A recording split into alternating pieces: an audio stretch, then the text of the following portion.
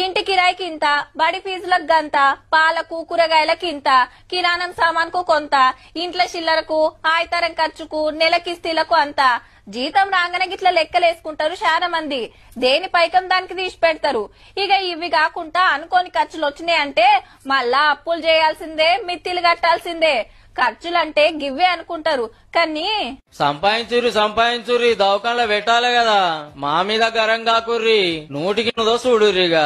అయ్యో ఏదన్నా health insurance తీసుకుంటే కదా ఏడాదికింత కడితే దవాఖాన ఖర్చులకు లక్షలు వస్తాయనేరు. 172 మందికి హెల్త్ ఇన్సూరెన్స్ అంటే ఏందో తెలియదట ఇప్పటికి కూడా.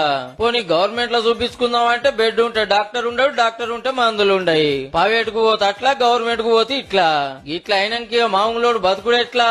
బయట చూస్తేనేమో తిండి కలితే, గాలి ఖరాబాయే, పచ్చదనం లేకపాయే, ఆఫీసుల టెన్షన్లు, ఇల్లు సంసారం వెళ్ళక తిప్పలు. ఈ రంది చేయబట్టుకనే ఉత్తగానే పానాలు